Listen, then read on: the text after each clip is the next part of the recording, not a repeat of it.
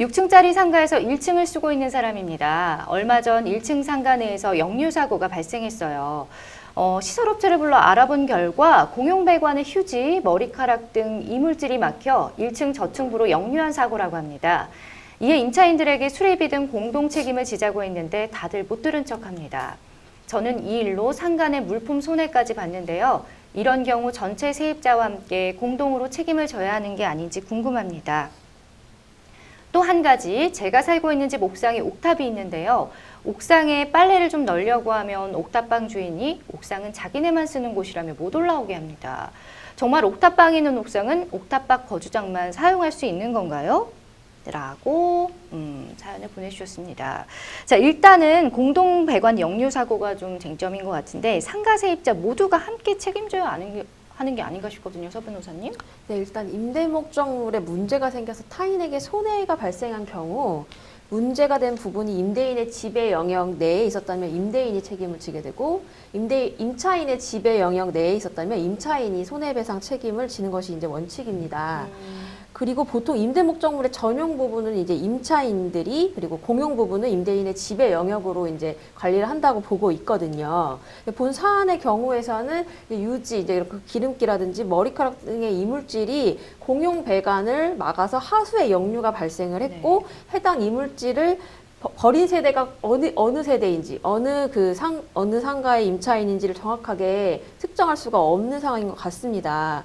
그렇다면은 이 경우에는 공용배관을 점유 내지 관리하는 임대인이 손해배상 책임을 부담하게 될 확률이 높다고 보입니다. 또한 이제 그런 이제 지금 사서업체에서 일단 간략하게 감정하신 것 같은데 만약에 이제 실제로 이게 소송화가 된다면은 그 배수관의 기울기라든지 방수 관련 구조물이라든지 이런 건물의 마감 등에 대한 하자 여부도 아마 이제 별도로 역류의 원인에 기여를 한 것이 있는지를 감정을 할 수가 있기 때문에 정확한 것은 일단 만약에 이제 소송에서 갈아질 수가 있는 것이고요. 감정을 만약에 하더라도 규명되지 않는 경우도 종종 있습니다. 결국에 이제 해당 이물질을 배출했다거나 그 역류의 아주 주된 원인을 기여한 세대를 알 수가 없다면은 임대인에게 손해배상 책임이 귀책될 가능성이 높습니다. 임대인에게. 네. 알겠습니다. 이 역류 사고로 인해서 물품에 피해까지 입었다고 하거든요. 이 부분에 대한 손해배상은 또 따로 받을 수가 없을까요? 네, 결론은 있을 겁니다. 있을 겁니다라고 말씀드리는 네. 이유는 뭐냐면 그 법률 용어를 좀 설명을 드리면 통상손해와 특별손해라는 개념이 있는데 통상손해는 이런 불법행위가 발생했을 때 이 정도 손해는 발생한 걸로 인지할 수 있는 경우고 특별손해는 일반적으로는 알 수 없는 경우 특별한 사정이 있어야만 인정되는 겁니다. 근데 이 경우는 상가로 쓰고 있는 건물이었기 때문에 어떤 상가인지 어떤 물건을 파는지 어떤 업체인지는 대부분이 알고 있을 거거든요. 그렇기 때문에 뭐 카메라 가게다 이랬을 경우에도 굉장히 손해가 클 수밖에 없는, 이제 젖게 되면 클 수밖에 없는데 이런 부분들도 그 임대인이나 혹은 공동 불법행위자들이 알고 있는 사안이기 때문에 청구할 수 있을 겁니다. 라고 말씀드리겠습니다. 다행입니다. 이렇게 먼저 확실하게 있습니다라고 해주시니까 속이 시원하네요. 자, 만약에요. 세입자들이 끝까지 나 몰라라 한다면 또 어떤 조치를 취할 수가 있을까요? 결국에는 이제 임대인과 임차인들을 상대로 소송을 통해 역류 원인 및 책임 소재를 이제 감정을 통해 밝혀가지고 법적 책임의 귀속 여부를 가려야 할 것으로 보입니다. 다만 이런 소송은 이제 시간이 좀 오래 걸리고 아까 말씀드렸다시피 감정 비용이 좀 과다하게 나올 수가 있거든요.